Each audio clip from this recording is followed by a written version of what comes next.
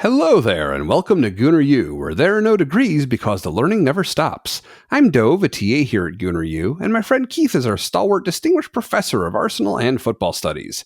Enter our classroom as we discuss the week's news involving Arsenal, Premier League, Champions League, international football, and sometimes MLS because we're Americans. This week, Arsenal played Bayern Munich in the Champions League and Chelsea in the Premier League. Hello, Keith. Hello, Dove, and happy holiday season to you. Thank you, and you as well. I hope your Thanksgiving was nice. Was very, very filling in all the right ways. I concluded my Thanksgiving break with a trip through DFW Airport in Texas earlier today, which saw me for the first time watching a live Arsenal match from my iPad in an airport terminal. My flight was delayed. Originally, kickoff was supposed to be like as the plane was leaving the runway. So I was not planning on watching any of it then and watching all of it in a replay after I got back home. But then when our flight ended up with an hour and a half delay, roughly, I was able to watch the entire first half before I had to board, but only the first half. So. See, I don't think you've gotten the true Arsenal in the airport experience until you've just sidled up to one of the various bars there to watch on TV, which I have done before. I generally end up mostly because I don't travel. I don't travel as much on Sundays. I don't fly very much during the year, honestly. But I've done that once or twice. But again, yeah, of course, ideally you don't have enough time to catch the whole thing because you're not spending that much time in the airport. Right. So I always liked DFW Airport. I thought it was generally very easy to get around in, I thought. Yeah, it's not too bad. Of course, it is never easy to get around when you're walking from one gate to another because your flight got moved between gates and you're carrying your iPad in the keyboard case that it's in, like with one arm while you roll your luggage with the other arm and try and keep an eye and an ear on the match while also not, knocking over people and things like that. Yes. As Dove admits to being that guy in the airport. Well, once I started watching it live, I can't get off the train. I gotta keep it going. What you really need to do is teach your son to do play-by-play and then attach him to a leash and just kind of make so he can't get away and then just let him go. That would be quite something. So a little bit of follow-up from last week. One thing I wanted to press you on a little bit more.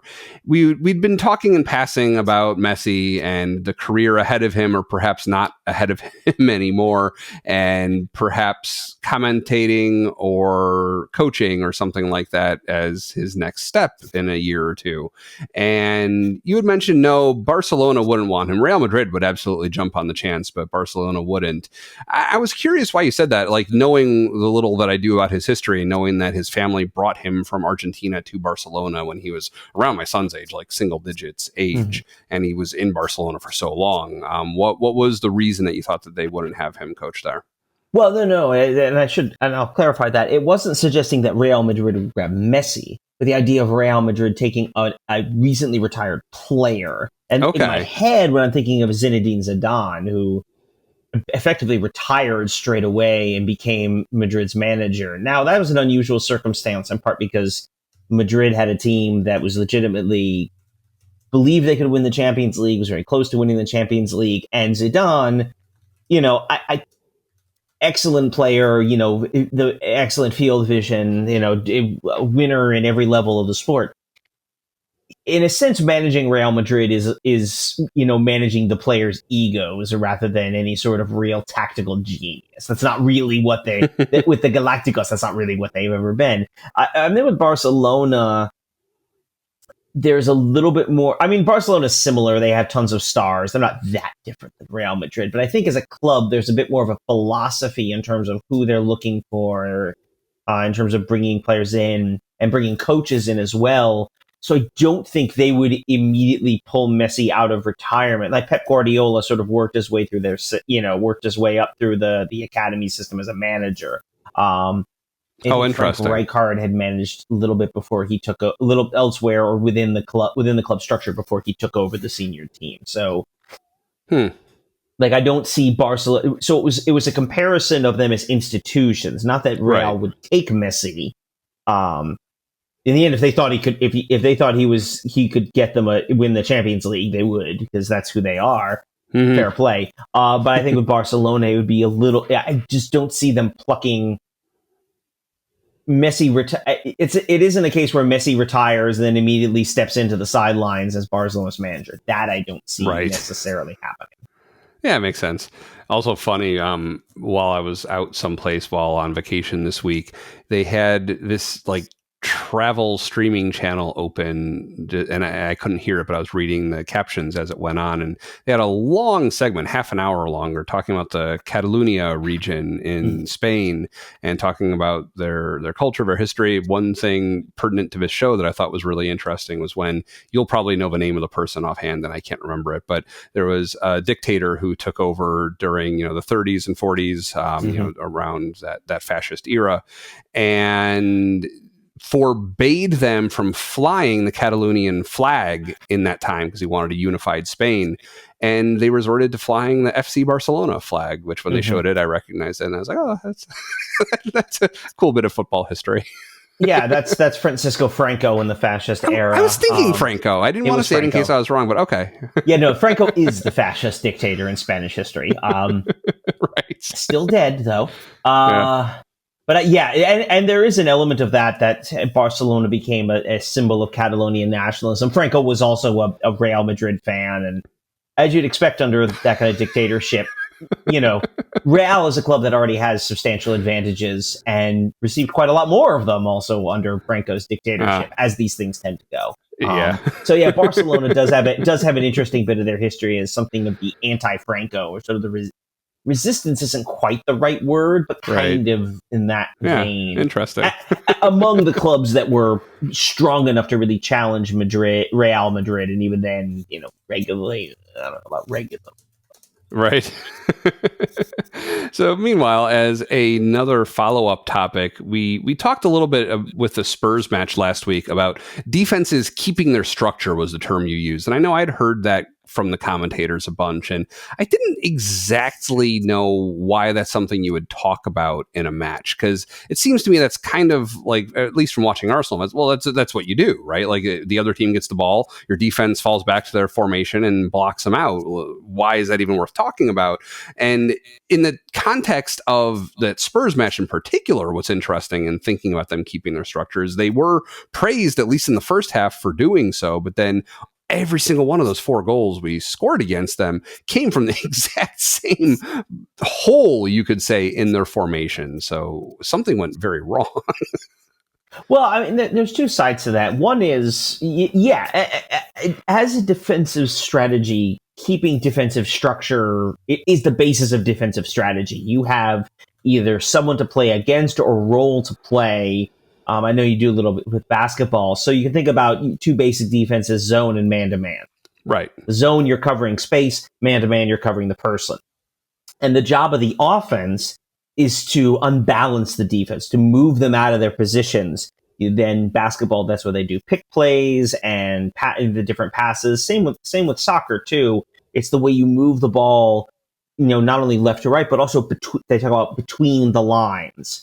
And of course, you watch defenders, usually see them in banks. They call them the banks, like just the lines. Especially you're looking at that back line and how they maintain for offside.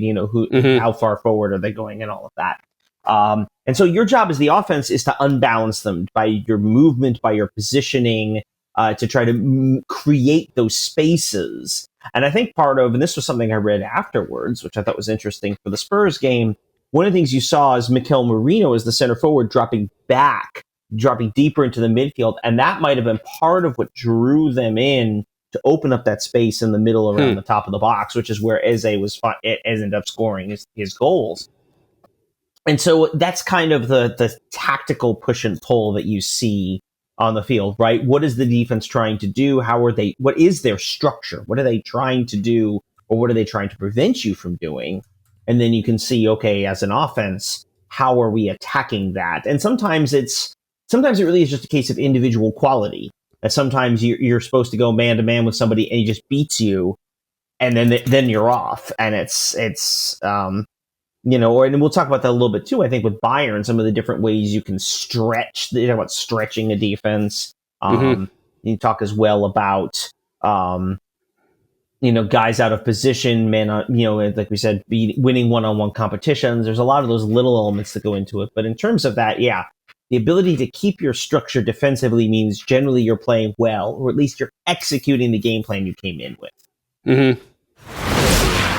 As we record, yesterday was the MLS Conference Finals for the Eastern and Western Conferences of MLS, and your NYCFC fought. I won't quite call them my Miami, but the team that I watch more than any other in MLS is Messi's Miami.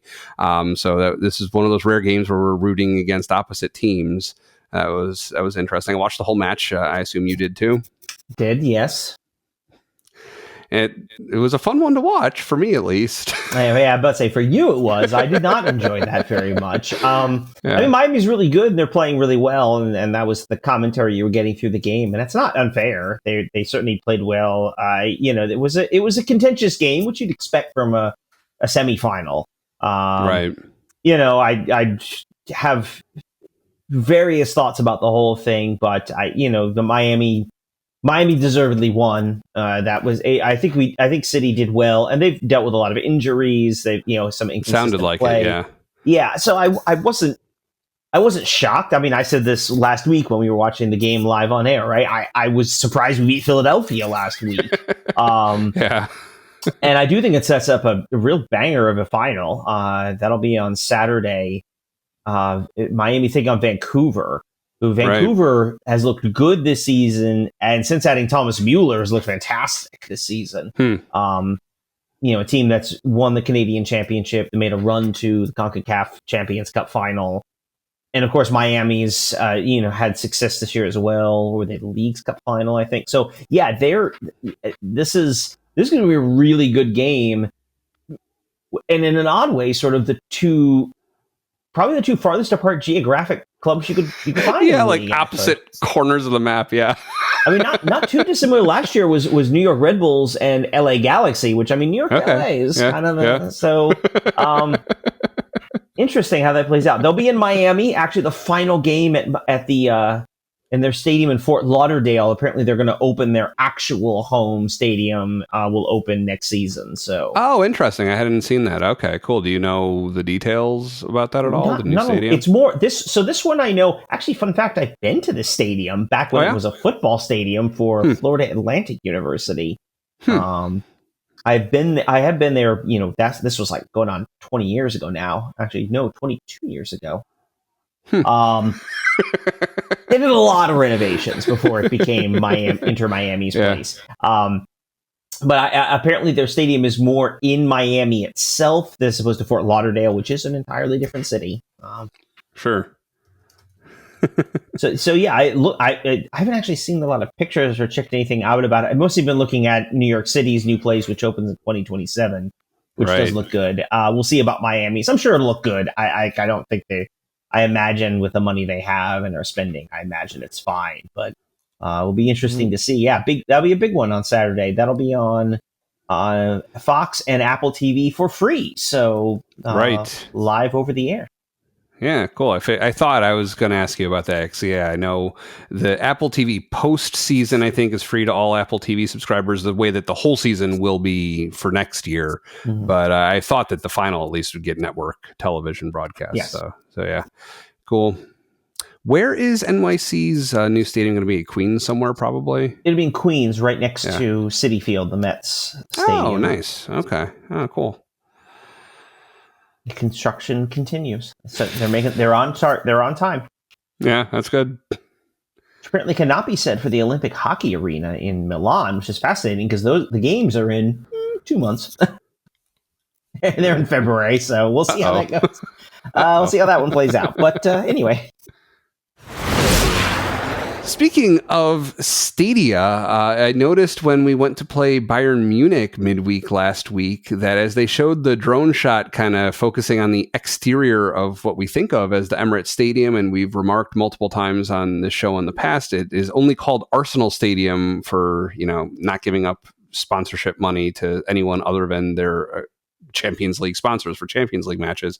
But what I hadn't noticed before was they actually unlight the word Emirates on Emirates Stadium outside the stadium when they're doing that for a Champions League match. Just kind of funny. So just the word stadium is lit up. It is just stadium.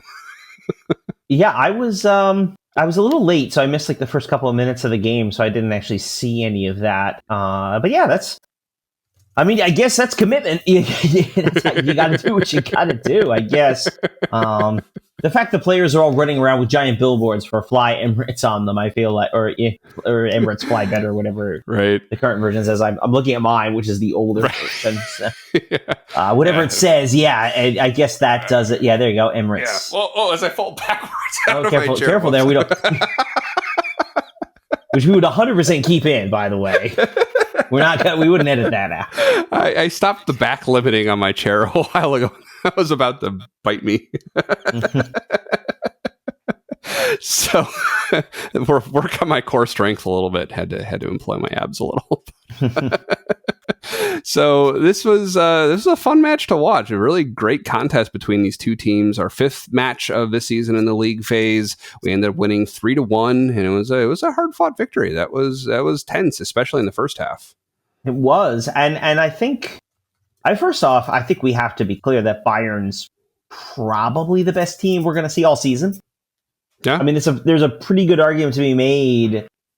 They had not lost a game before Wednesday.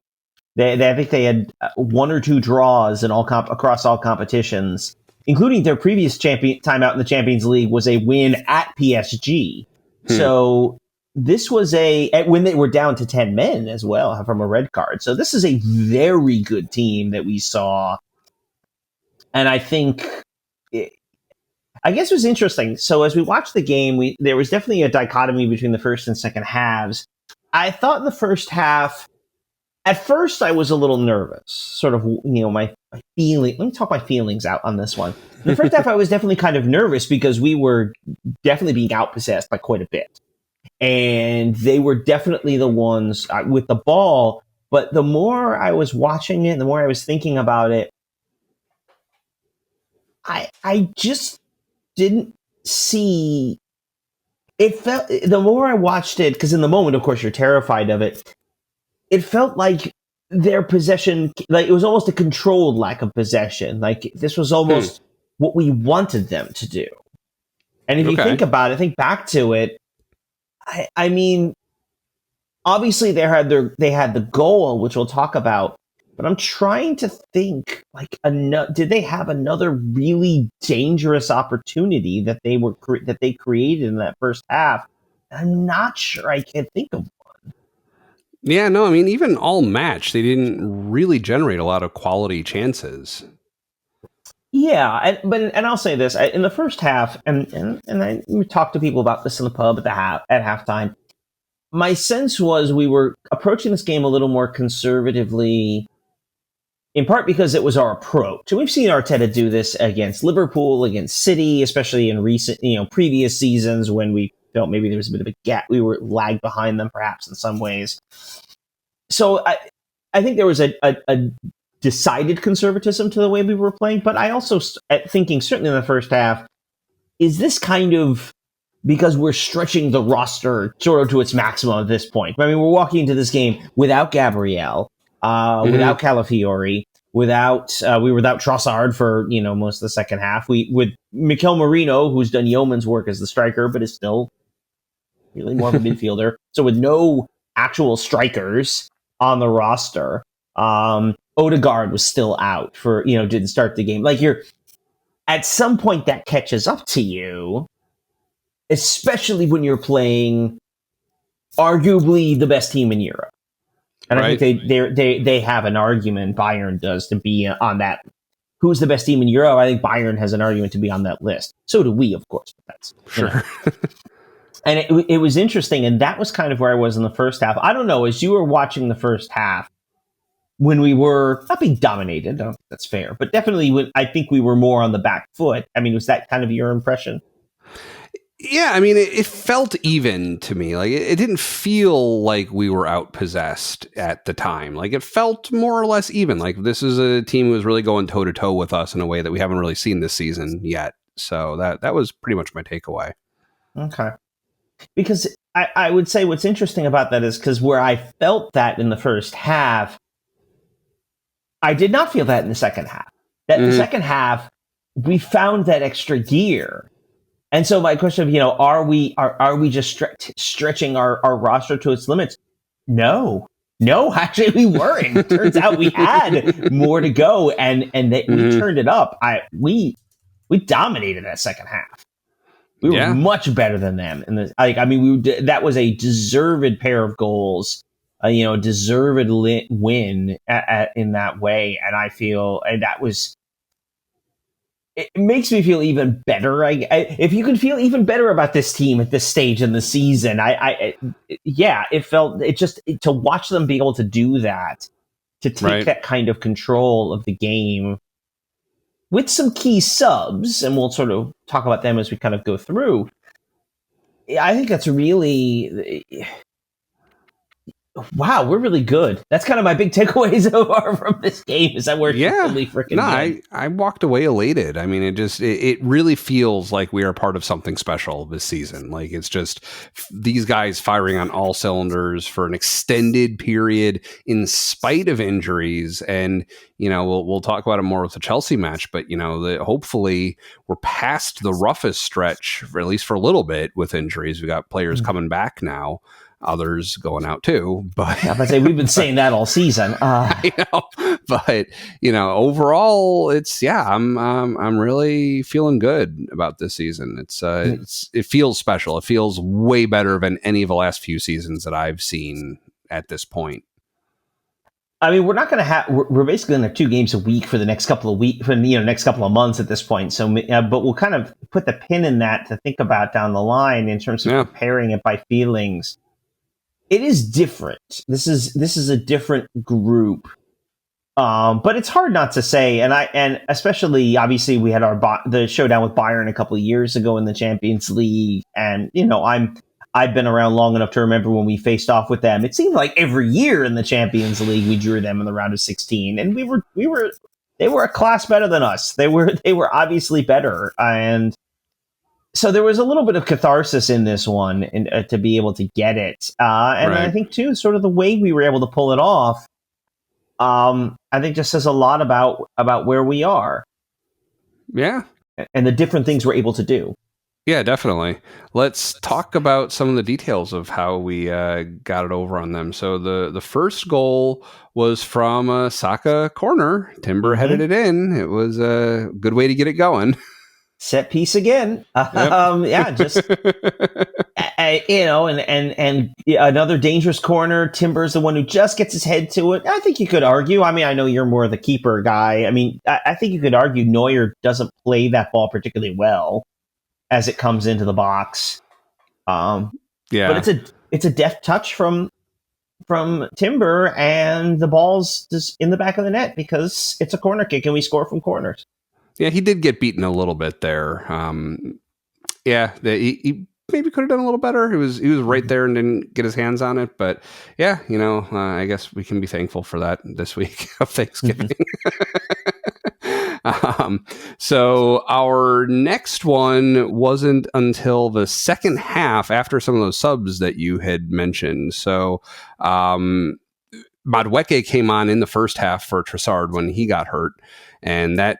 We'll talk about it more later, and hopefully you know more about it at this point. But that didn't look good because it didn't look like a particularly hard challenge. It looked like just a knock on his shin or something. Yeah. And he walked off, so I was hopeful that he'd be back. But walked right into the locker room, which is not a great sign. Right, exactly. So Madueke came on for him, and he was the next one to score from a Calafiori cross a minute after Calafiori came on along with Martinelli. That was, again, just like a really nice play, crossing and scoring, which we'll see, come into play for them also. But for us in this match in Chelsea, so Yeah, I mean, there's a lot of layers to that goal. Yeah. Just in terms of some of the things you see happening in the lead up to it. Obviously, Trossard's injury, Madueke comes on. He's playing on the left while Saka plays on the right. Honestly, Saka being pulled off, before the end of the game, I thought, especially given it was tied at that point, was one of the more shocking things I saw in the whole game. Like, that was a bit of a shocker, yes. Yeah, to see him get pulled off, like, it's not something you see. And then, of course, that led to Martinelli coming on. He goes to the left. Madueke switches over to the right, which I do think is his preferred side. Right. Calafiore for Lewis Skelly. I mean, look, we're talking very positively about the whole game. I did think Lewis Skelly had not a great performance. Michael Elise is really an incredible player down that wing for Bayern, and he was a problem for Lewis Skelly. I mean, consider that last year Crystal Palace had Eze and Elise on their roster. I mean, but yeah, they've I thought he was having some problems. So Calafiore coming on to be a little bit more defensively solid. And then all of a sudden, quickly it turns around. It's a turnover generated by Rice. It gets it to Calafiore. Calafiore crosses to Madueke. Boom, 2-1. Yeah. And that's it. We're in front. Yeah, and with this team, and we talked a little bit about the Miami NYC match. I didn't feel the same way when there was like a 1-goal margin in Miami's favor. Like, their defense is not our defense. It wasn't like, oh, we're up, that's it. With Arsenal, I generally feel that way. Once we have at least a 1-goal margin, it is like the 1-0 to the Arsenal type feeling, and I am generally not too worried most of the match after that. But yeah, that insurance goal that came in later would definitely help things. Yeah, those are the fun ones. It's also like the most Martinelli Champions League goal possible. Yeah. Wow. I mean, and some of this, and we saw this last weekend, right, where Spurs got their goal because Raya plays so far up the pitch. Mm-hmm. And Manuel Neuer plays relatively high up the pitch, especially when you consider there was a free kick down on the other end. Now, we say this. Neuer has a well-earned reputation for being a sweeper keeper. Sometimes being very aggressive and in his ability and his desire to play the ball with his feet. So, in some ways, he is the one you don't want to be bearing down on with the ball because he actually is a little more confident with his feet. On the other hand, he's a risk taker as a keeper. Let's just say that he's a risk taker.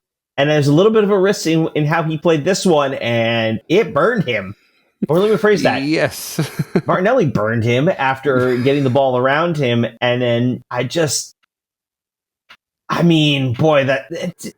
goal is just so much fun. Right? It is. And the finish on it, too. I mean, just, I don't know. I would hope that nobody on Arsenal would end up missing on the empty net like that. But he was under pressure. He had, I forget if it was Carl or who it was, bearing down on him.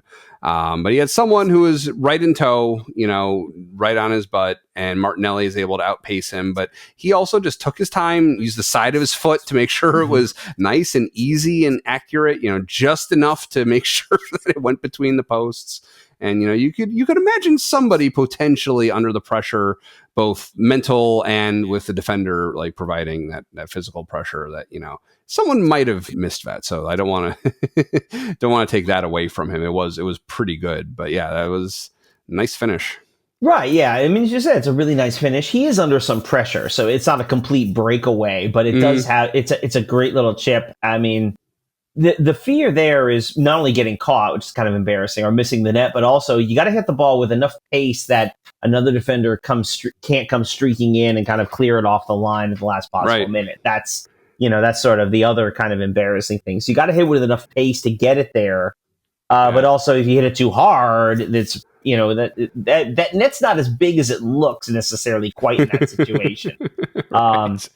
But of course, since he hit it, I mean, great job by everybody. He's involved in the ball, bouncing around in the box, and he just takes off from there. And Madueke finds him.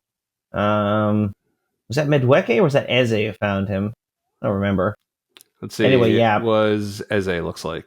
I think. Yeah, Eze finds him, and then he just taps it around Neuer, and he's gone. And it just he's He's done that a couple times in the Champions League. Not quite like that far out necessarily, but that kind of speed, that ability he has to burn defenders like that, especially coming off the bench. I mean, again, one of the great strengths of this team this year is the depth, that you can have a guy like Martinelli and Calafiori to bring them off the bench.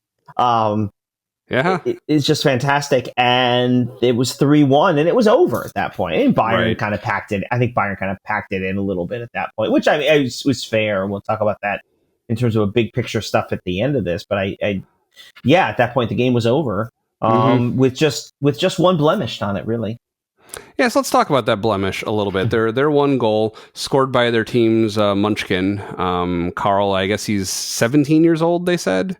Yeah, 17, 18. He's a kid. Yeah, tiny little guy. His face doesn't look as young as some of our young players do. I guess the little bit of facial hair that he's growing. I was about to say that's definitely the facial hair doing the work on that. But his stature, I feel like Max Daumann would tower over him. It looks like he is 5'6". Okay, and also 17 years old. Right. So yeah, that was a beautiful team effort to get that goal. Like the one touch cross over to him and then the one touch tap in that he had. That was a quality chance that they converted there. Yeah, I mean, it's frustrating, of course, because you hate giving up goals, and especially the way the game was going. But on some level, what are you supposed to do with that? I mean, Kimmich plays a dime to who was that? Gnabry, or Arsenal man. Drops it right for Gnabry. One time right across the box. That's a heck of a finish. I mean, speaking of difficult finishes, we've seen those kind of crosses just get thumped into the second level. But that's in a sense, full credit to Bayern for that play. That's absurd. The pass, one touch cross, one touch into the back of the net, and it's so fast the way they're able to pull that off. It's like, what? No, what? They scored? Oh no! Yeah, and I guess if you want to take a much more Arsenal-centric view of it, like, think about what it took for them to score a goal, right? Like, it took an absurd piece of skill, or several absurd pieces of skill, in a play that I'm not sure they could necessarily repeat in a game. Like, if you asked them to do that again, that might be a little tough. Now, I mean, these guys are talented enough; they might be able to. But like that took some pretty impressive ball movements, some pretty impressive play to wind up with the goal. Sometimes you just got to kind of tip your cap, I guess. They got the goal, and I think it was frustrating because we talked about the way we were playing, and that was, they don't have a lot of good chances or opportunities, and then they get that and score, and you're like, because you gotta believe they're going to create more chances, right? But in the end, they just kind of didn't. So now it's easy to say, fair play, it's all right. Well, yeah, basically you can let it go. But there's one particular player from Bayern whose name we haven't really talked about a lot yet. Do you know who I'm thinking of? Well, yes. So we're talking about goals and goals that weren't scored. Well, it's Mr. Harry Kane. Oh, Harry. Yeah. He was kind of anonymous most of this match. I didn't really see him doing much the whole time. Yeah. Some of that's the defenders. Credit to Mosquera and Saliba for marking him out in a lot of ways. Some of that's also on the midfield. Like, it's in some ways, this is almost a defensive Kane. It's like, what was he supposed to do? He's not getting any service. The ball is not getting to him. And in fact, it felt like he was getting a lot more of his touches in the second half when he's like halfway into his own end. I mean, he's picking it up where you'd expect Zubimendi to pick up the ball, from our side. Like, he's dropping very deep, which isn't really where he should be playing. It isn't really his game. It isn't something he is supposed to be up top. And so, they did a really good job pocketing him and taking him out of the picture, which is always fun to be able to say they pulled off. Yeah, it's similar to how we talked about Richarlison in the last match. Former teammate of Harry Kane's. If he's not getting the ball, there's only so much that he can do. It's not. We don't. Let me ask you, from Arsenal's perspective, does Gyökeres play that way? I know Saka and Martinelli, like, our wingers have always been expected to track back, and we see them all the way in our corners, like helping to defend, helping to win the ball back. I haven't really noticed much. How far back does Gyökeres track? He typically doesn't, and some of that's the talent level we have. You sometimes you see guys making those moves because that's where they have to go because the team needs them to play that way. When you have Rice and Zubimendi back there, covering your Saliba and Gabriel, you don't need anybody dropping back. You're fine. It's okay. They got this. Right. Your wingers are going to do that because that's partly what wingers are expected to do, to kind of move up and down. And we see it as well with the fullbacks, right? I mean, how often do you see those crosses coming in or those runs being made to the corner by Timber to the corner, by Calafiore just sort of wherever he feels like it seems like sometimes. Yeah. But that moving up and down is much more common on the outside on the wings, whereas in the central areas you have so many bodies and so many players are passing the ball around there. So generally we wouldn't expect a Gyökeres to do that. So we typically you wouldn't want a striker to do that. I'd be interested to hear from a Bayern perspective what that was all about. My suspicion is he just wasn't getting any service and was just trying to do something, and maybe they were dropping him back to see if he could, pass the ball, be part of passing the ball forward. I don't know. Right. But yeah, he certainly didn't score. So yeah. Oh well. We won't shed a tear. Speaking of Harry Kane, I noticed in thinking about how he's playing for Bayern Munich now, and I was trying to think of other Englishmen playing for other teams who Arsenal at least has faced, because that's most of how I see other European teams outside of the Premier League is through our Champions League opposition. And the only name I could think of is Jude Bellingham. I don't know if you have any others you can think of, but why is it that it seems like just about all the English players tend to stay in the Premier League? I mean, I guess at the top division, at least, who knows, further down the pyramid, maybe, they'll play where they can play, but. Yeah, I think a lot of that stems from, and I'm trying to find their recent roster so I can see if there's any other, England players who play abroad.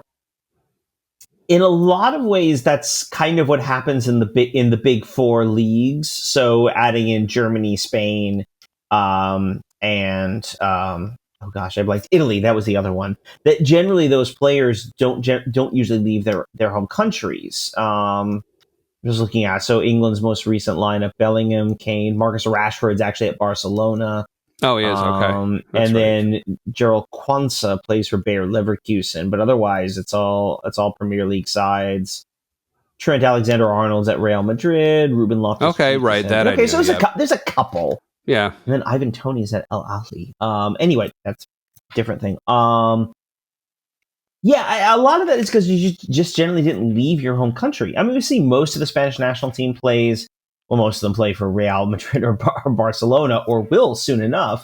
A good chunk of the German team plays for Bayern Munich. Like, generally speaking, the leagues are going to pay a premium for those players. Players like to be able to stay home, and you are still playing at the top level of the sport, even though you're in, this major. Even though you're playing, you're still at the top level of the sport, even if you're perhaps playing at a club like Aston Villa. You're still playing at that top level. But I mean, you could, from an English side, they can trace a lot of this to David Beckham, who made the move abroad to Real Madrid sometime in the early 2000s as part of their Galacticos. That's increasingly because of the money and the way that's developed. You're starting to see that change a little bit more, where some of those, Spanish national team players are going abroad, Italian national team players, German national team players. If anything, the English ones are less likely to go abroad because the money's so much bigger in the Premier League. And so why play as much, or why leave? I wanted to check with you. We had talked earlier about how we kind of felt about this match. I don't feel like there's any way to feel bad about this Bayern Munich match, but putting it in like the context of things, like, where does this leave us? I mean, we'll talk about the table side of it in a little bit, although, spoiler alert, we're in first. In terms of what's leave us, I don't know how you don't see us as the favorites at this point. You don't win a trophy for winning match day 5 in the league phase. It's still, as we record, it's still not even December yet, and the final, of course, is in May. That's a long way away. Or was it even June 1st? Anyway, The point is, we're a long way away from that with what we ultimately want, which is to walk away with the trophy. But at this point, I don't know what else you could expect from this team in the Champions League, other than maybe keep the clean sheet and not concede your first goal in Champions League play. But honestly, like I don't. It's a weird feeling, if anything, and this kind of will transition from this into the next game, the Chelsea game. It's a weird feeling because, like, there's an argument to be made that this game was perhaps the least important of the three we were playing. Even thinking about the quality of the opposition, you know, you lose to Bayern, but you turn around and win 2 of your next 3 games, and you're finishing in the top 8. Like we're probably getting what we want out of this phase of the Champions League, regardless of the result of this game. But at the same time, it's hard to argue against like the psychological impact to say, finally, we beat them. This is a team we had been struggling to do that against for the last decade or longer. Right. We beat them. We played them out and we won the game, no questions asked. You know, again, you don't win a trophy for right now, but who else is there? Right now, there are no real challengers to that title right now, best team in Europe. We just hope we're that same team in 6 months. All right, so let's talk about the Chelsea match a little bit. I feel like the first thing we have to address would be the injuries leading into this match and then kind of leading out of this match a little bit. So we saw Trossard get hurt in Bayern, in the Bayern match, like we talked about. So he didn't feature. I was surprised because I've started making a habit out of noting the lineup at the beginning of each match. And, it's nice when I am watching coverage from the beginning and I'm able to see in a nice diagram and I note down all the names. But more often I end up just kind of watching and trying to pick out, okay, he's the left back and just trying to see who's playing. And at first I saw that Mascara was on or Hincapié. I saw one of them first, like, okay, so Saliba and Hincapié. And I was like, oh, wait. No, that's not Saliba. Oh no, Mascara got a yellow card or whatever it was that drew it was some foul or yellow card that drew my attention to Mascara. Mm-hmm. There's quite a few of those in this match. But no Saliba. What happened? I don't know a lot, honestly. From the sound of it, it was he picked up something in training. Sounds like it happened, I guess, Friday or yesterday, I think they had said on the broadcast. Yeah, so that's obviously not ideal. I don't know. That one's a little frustrating. It's all frustrating because we've seen so many. It just feels like every day is a new injury, and you're testing that depth. Having said that, on a more positive note, we saw Odegaard come on late in the Bayern game. Right. We saw him come on late in this one as well. Victor Gyökeres is back. With Trossard, they said they were doing tests. This was before the Chelsea game. Obviously, the test didn't work out because he wasn't even on the bench. My suspicion is I'm hoping, obviously, that won't be too long. I've heard some other things with the others. We know Big Gabby is probably not till after the holidays from the sound of it. Kai Havertz, I keep hearing mixed things. There was talk that he had a setback sometime over the international break. Arteta says he's getting closer. I don't know. Who else are we missing? I see there's so many. I'm trying to remember who else it's been. Kai Havertz we talked about. Yeah. Yes, that was the big one. Jesus. Was Gabriel Jesus. Yeah. Is apparently was on the bench today. Oh, I missed that. Okay, cool. Which is interesting. Nice. And potentially very helpful. Yeah. Good. I'd like to see it. Let's have more of that. More players getting healthy again. Yeah. That's he's a guy. I mean, first off, he's an actual striker, which again, Mourinho has done yeoman's work. He scored again today, but still, you kind of like an actual striker there. I don't know that this was the game to bring Jesus off the bench. Even late. Like sometimes you want guys to come on later for various tactical reasons or to give them the last 15, 20 minutes to get them to speed. I don't think this was the game to do that. But I do think it's good to see him and Gyökeres, and it kind of puts us in a position where we can rotate those guys up top including potentially Marino, and just as we go into the crowded holiday period. So I'm excited to see Jesus back. Yeah. Meanwhile, we began this game and Chelsea was doing their best to injure more of our players. They obviously came out with a plan, and that plan was to mess things up. They were physical. I mean, some of that is like, this has always been, we talked about this. This was going to be a testy fixture. This was always going to be, a tight one in that regard. But yeah, Chelsea came out and they were obviously going to play physically. And there was a time not too long ago where that would have been a real problem for us. And we probably would have overreacted. And overall, I think we kept our head pretty well. And I think in some ways Chelsea really didn't. Now I know the score, the stat sheet doesn't necessarily reflect that. Not when you look at the number of cards. Yeah, but I do think I do think it was a physical chippy game, and I think that was part of what they were trying to do. I think they came in looking to play that way. And to a certain extent it bit them, but I don't know how much of this is tactical and how much of that is just kind of the way they play. They are a younger team. They are kind of where we were a couple of years ago. They're a younger team, a little bit more prone to play with emotion. And it's kind of reflected in some of the refereeing, I think. Yeah. I was pretty frustrated with Anthony Taylor a lot of the time. So we ended up with 6 yellow cards given to Arsenal. I think 5 of those were in the first half, at least 4. I think 5 of them were in the first half. And then only 2 given to Chelsea. Now, admittedly, one of them was a red card, which Anthony Taylor was kind of dragged kicking and screaming into giving. But still, it did not feel, if you were going to ask me, okay, one team got 6 cards, the other got 2, which team is on which end of that? I would not have thought Arsenal would be on the team that got 6 cards in this match.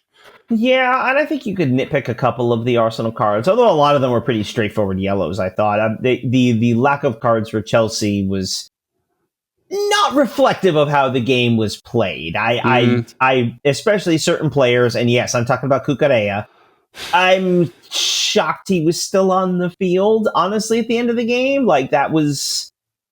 It's just very frustrating, and there are obvious amounts of rotational fouling, some obvious cynical fouls they made, and we made them too. And but certain cynical fouls were cardable offenses and certain ones weren't. I mean, I don't want to dwell too much on the referees, as we've talked about, and I will say this for Taylor. He's kind of in a tough position because the game, and this is, I don't want to throw this entirely on Chelsea. We were certainly, if they said they wanted to start something, we were not afraid to join them in that kind of physical, chippy game. I do think, though, Taylor's kind of any referee's in kind of a tough position because, on the one hand, sometimes it's good to sort of lay the law down right away. You get a card, everyone just calm down. This is getting out of hand. I'm not going to stand for it. But the downside to that, I mean, the plus side is kind of obvious. You set out the cards, and sometimes that kind of takes the temperature out of it. Like, okay, maybe we've gone too far. The referee's established the baseline. This is not okay. So we need to not play. We need to play on that end of the line. And we've seen that a lot of times. Card comes out, kind of settles the game a little bit. The problem you then run into is, what if it doesn't? If the temperature doesn't come down, you've now put yourself in the position where certain things are cardable offenses, and that all of a sudden means card. You keep pulling it. You have to keep pulling it out because they keep crossing that line. Or at least you have to keep pulling it out when Arsenal keeps crossing that line. Yeah. Again, I don't believe in bias. I certainly don't believe in conspiracies. I mean, most of the conspiracies surround, referees from the north because they're all from Manchester, and of course Chelsea's from London, just like Arsenal is. So I mean, it's not really there. But I there were inconsistencies throughout the game that bothered me. That being said, we of course had the red card, which I don't know. What do you think? Was that a red card? I mean, he missed the ball and then jammed his foot down on Marino's ankle. I mean, it looked pretty cut and dried, I think, right? Yes. That when you open up the rule book and it says red card offense, that's the picture you're going to see. Studs right into his ankle. Yeah. It was so, I mean, and of course, you're watching full speed and you can see how you might miss things. It certainly looked like a bad challenge when it happened. And I wasn't at all surprised to see him come over and give the yellow. My suspicion is, in a bookkeeping sense, Taylor saw a yellow offense. Because again, it's always hard to tell with the referee's positioning and what they can see and with the angle and what's blocking them and all of that. Right, not seeing it slow down, seeing it in real time, yeah. Right. He gives the yellow, then goes over to the monitor, where the monitor, it's clear and obvious, if I may coin a phrase. I don't know who would say that, but clear and obvious. That Caicedo comes in, studs up. Okay, yeah, that's a red. So, VAR worked the way it was supposed to. He made the call on the field. He got called over, saw enough, changed his mind, red card, bye-bye. For a player who was extraordinarily reckless. Like, Caicedo was all over the place, and not in a good way. He was throwing himself around the center of the field. I was a little surprised he hadn't picked up a card before that, other than apparently Chelsea not getting cards for whatever reason. But, that was kind of interesting. But I don't. I don't think they have anything to complain about it. Yeah, the commentators had mentioned that before the red card. They'd said Arsenal, all they need to do is just keep on playing the ball to, I forget who it was who Caicedo was marking. Was it Saka? Cucurella was on Saka. Okay, so yeah, whoever it was that Caicedo was marking, they said just keep on giving him the ball. He's going to get a yellow card, and he doesn't have an off switch. He's going to keep on doing it, and he'll get the second yellow. But we didn't need to wait for that. Yeah. Well, of course, the fun thing about the second yellow is it relies on the referee to make that decision. I mean, when Cucurella picked up a yellow at that point, because it was early, he got that in like the 10th minute or something. Yeah. I mean, at that point. And of course, because he's defending Saka, like at that point, you just give Saka the ball, go at him. Like he's on the yellow and he can't handle you without doing that. And so you kind of want them to be aggressive there and really go after that guy and sort of force him into that position. Which for a lot of reasons we didn't do. We've got talent all over the field, et cetera, et cetera. But I mean, we had a few times at him, of course. Seemed to just kind of be able to do whatever he wanted after that. I mean, he got fouls, but still, it was a little... There were inconsistencies in this one, which was very frustrating. Yeah. Yeah, so they got the red card in the 38th minute. Eventually it was given. That was one thing that was kind of weird, was that whole interchange from the time that Caicedo fouled Merino until he was sent off. That alone was like 5 minutes, and then we ended up with only 5 minutes of stoppage time at the end of the half, which seemed like it should have been at least a minute or two more. But regardless, so we end the first half scoreless. They're down a man. They made, I think, only one sub, I think, at the half. And we did two, I think, right? Yeah, Miles Lewis-Skelly came on for Ricardo Calafiore at the half. Yeah. But then they drew first blood a few minutes in. I know I was surprised when that happened. There's some choice phrasing there for this game. Yeah. I will say this, for all of the strengths we have offensively with set pieces, especially corners, it is something of a weakness, or as it feels like, defending them. Like, it does feel like we have some openings.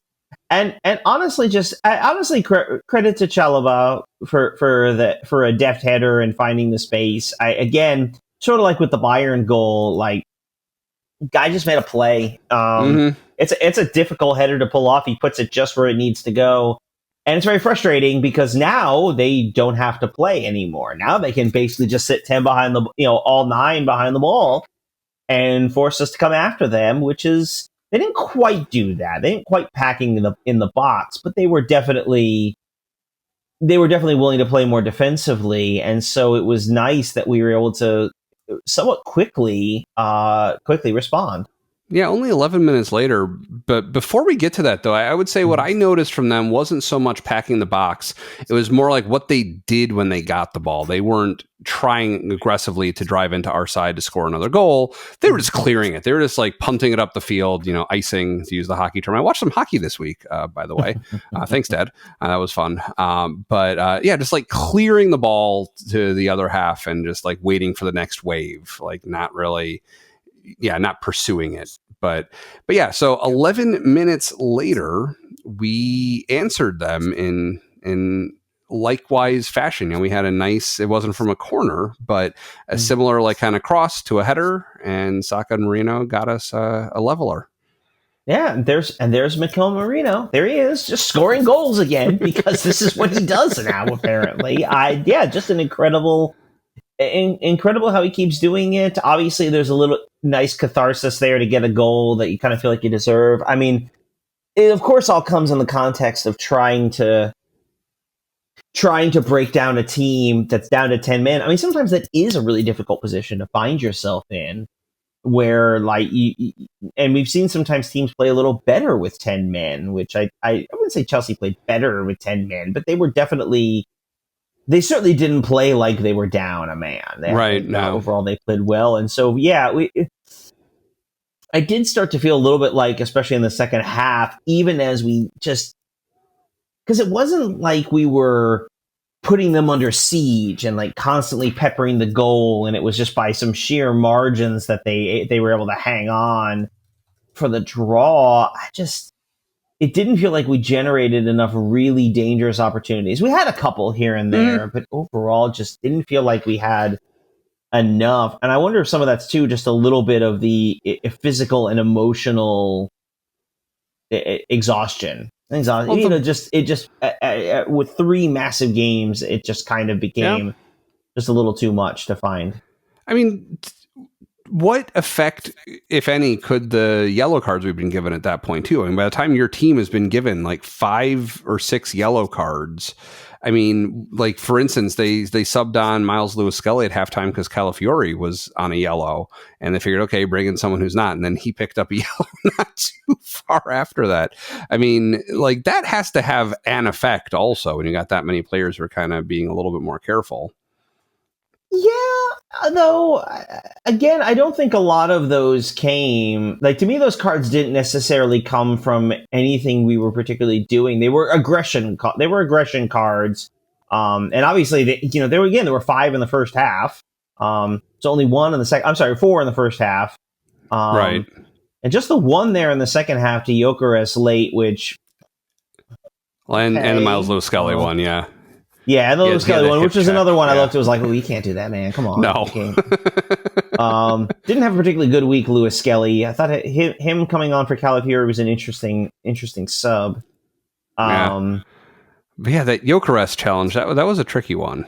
Yeah, I mean, a card feels harsh to me on that one. That ball was loose. Gyökeres is trying to make a play on the ball.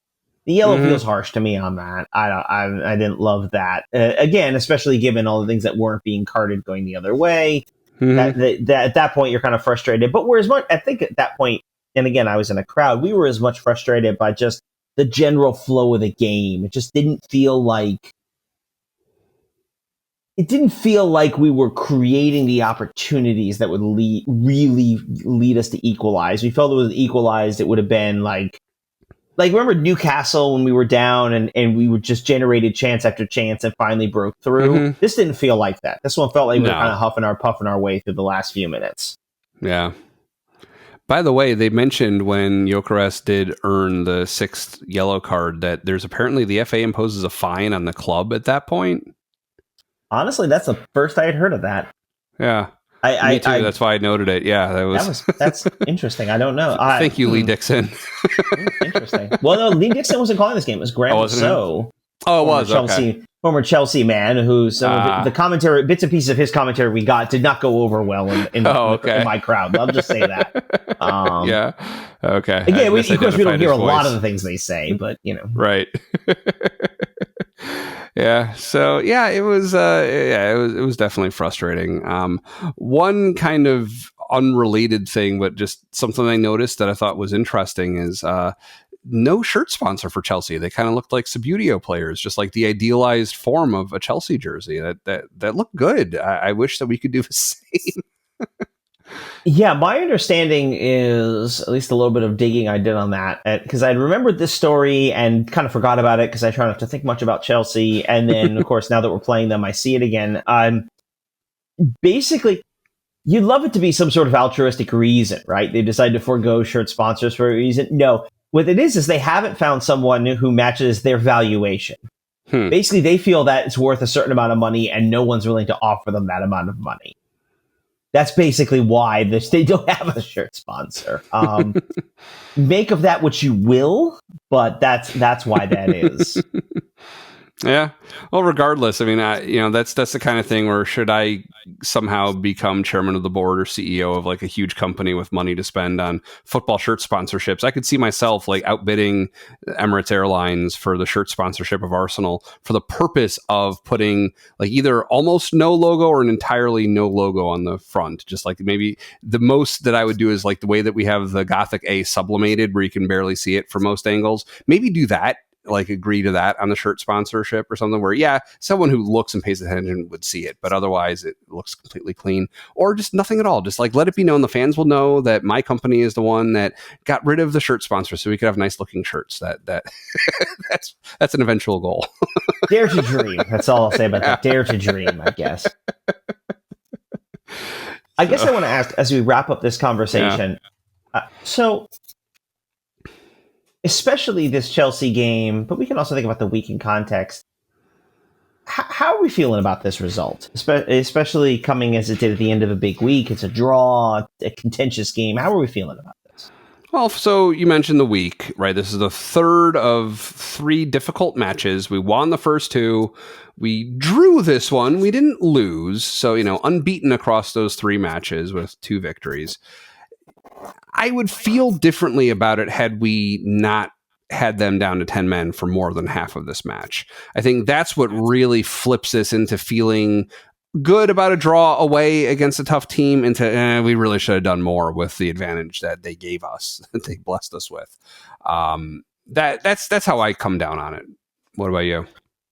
So I the 10 men thing does kind of complicate it because, again, coming on the edge of the week, at the end of this week, I mean, you think about all they did leading up to it, obviously with the win against Bayern, with the win against Spurs. This was, in some ways, the toughest game because it was the away game. And Chelsea is a good team this year. But I also kind of, and on some level, I look at it as a missed opportunity, right? We were up a man. We had an opportunity. It was tied when he went out. Okay, they scored, but we got the goal back. Like, we had opportunities to win this game. We just couldn't do it. Having said that, we're still 5 points up in the league right now, 6 over Chelsea. So he's not even 5. We're still in a really strong position for the league overall. Yeah, we're 6 points ahead of Chelsea right now. So they needed this win more than we did. If they fancy themselves as being title contenders, they were at home, which means this was a huge opportunity. When we see them again, it's going to be at our place. So in that sense, as frustrating as we find it with the 10 men and all that, this was an opportunity to not really bury them, but definitely like kind of tighten the screws on them a little bit more. In the grand context of the season, I'm not super bothered. We're playing fine. We this was in some ways this was as much of an opportunity lost for them as it was for us. They've already lost 3 times this season. We've only lost once. I'll be curious to see where they stand coming out of the holidays, much as I'm curious to see where we are coming out of the holidays. Yeah. But I feel pretty good about where we are right now. And it's Chelsea and you really want to beat them. But honestly, I'm not losing a lot of sleep over this one. Yeah, no, me neither. Overall, I would have liked to see more, but I'm not super bummed. If we'd lost, that would have really been a little bit tougher to swallow. But we drew. I can live with that. Across these 2 matches, who was your player of the week? For me, this was an easy choice, and this was Declan Rice. He was a monster against Bayern. He was everywhere. There was a brief period when Saka came off and when Odegaard came on, that Rice was wearing the armband, and some of the post game commentary was like Popeye eating his spinach. He somehow just got in even. Like Mario with a mushroom. Like all of a sudden, he was even better, and he was just excellent all around. And I thought he was really solid again today.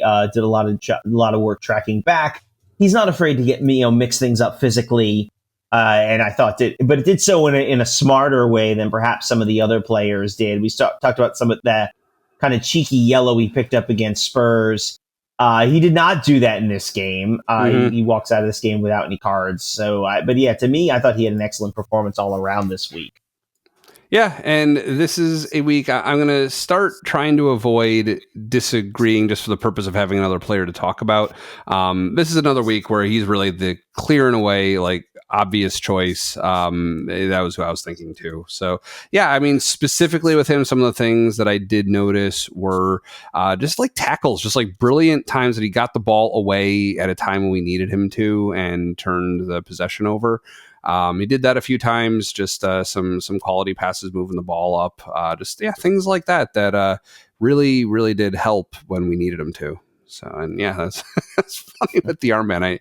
I didn't consciously note that, but now that you say it, it did make a bit of a difference, didn't it? Yeah, I mean, again, he doesn't need to be captain to be a leader, which is always sort of the silly thing about that conversation. I think if you were looking for another player this week, I think you'd do well. Marino was kind of all over the place in a good way. Right. Jerry Timber is just very quietly kind of put in an excellent all around season. So yeah, there's a lot of it. There's a lot of candidates, I think, for player of the week. But to me, the actual pick is an easy one. Yeah, I mean, well, we're talking about individual players. How do you feel Hincapié and Mascara did as substitutes for a preferred center back pairing? I think I felt a little better about it when Saliba was in there. Yeah, I thought both of them were fine against Spurs and Bayern. It was a little nervier when it was the two of them playing against Chelsea, and some of that's just, of course, like you said, Saliba's injury came they had less than 24 hours to prepare for that. Right. I mean, some of that's going to take a little bit of time. So hopefully with a few days of practice, assuming Saliba isn't ready to go for Brentford on Wednesday, they can be a little more settled. I thought they were okay, but obviously I'd prefer to have certainly one of them with Saliba. I was a little surprised we maybe didn't see Ben White come on in this game, and maybe have someone kick in. Or I was a little surprised when it was Calafiori who came off for Lewis Skelly, that maybe you would have pulled one of them and have Calafiori move inside as a center back. I mean, that is a nice thing. Most of our fullbacks can actually play center back as well, so we have some depth if we're willing to be flexible there. Well, that would have been an interesting thought. What is coming up next week? So yeah, 2 games a week once again, both in the Premier League this time. We're going to open with Brentford. We have a couple former Brentford men on the roster. So it'll be interesting to see. This will be a home game. They're having a decent season. I expect a tight game. They're currently sitting in 10th, so they're certainly beatable. I feel confident about this one, but it'll be an interesting one. And then on Saturday, we go away to Aston Villa. And they're a team that struggled a little bit at the start of the season, but they've actually been playing much better as of late, which is getting to be a little annoying. I expect this will be a tough one going away to Villa. This is kind of one of the games that, as I look at the games remaining, and which I realize is still like a good chunk of our schedule, but this is one of the games where I'm like, ooh, this could be tough. On the other hand, this is also the kind of game where I say to myself, if Gyökeres can score here, we can turn this. This is the kind of game we've dropped. If we turn it into a result, that puts us in a much better position. So I definitely expect Saturday to be definitely a tighter affair, but also, it's coming. 2 games a week. It's coming, and we're just going to have to roll through it. Right. What else is coming up this week from an international perspective? Right. So here's the fun stuff. Some other fun stuff. The World Cup draw is going to be on Friday at noon Eastern time. Apparently, it's going to be televised on Fox, as well as, I think, broadcast across FIFA's website and various other things. With Fox in the U.S., because Fox is the rights holder to the World Cup, they'll have that this summer. So come see who the U.S. is going to play, and or whoever else is going to play. Who's going to play in your city if you're in the U.S. Or Canada or Mexico. Will be really interesting. The most recent ticket draw ended, and you and I did not get selected for tickets. Again, Apparently the next draw will come sometime. The next round of tickets will come out after the draw. As I understand it, they'll do the draw for the groups on Friday, so you'll know who's in each group and also the dates you're going to play. And then by Saturday, they'll release the times, so you'll be able to see when during the day those games are going to be. Although I'm going to guess you could probably predict some of those based on some of these stadiums and where they are.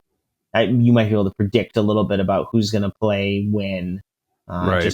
just based on things like air temperature and roofs. So I wonder how we go about getting press passes. I wonder what that process is like. I feel like it's a process we needed to have started a while ago. Probably. I actually saw when I was in the airport earlier, they had one store had a couple World Cup shirts, a t-shirt and a sweatshirt, and I really liked the one sweatshirt. It had all the cities where the matches were going to be played on the back, but down the front it said soccer, football.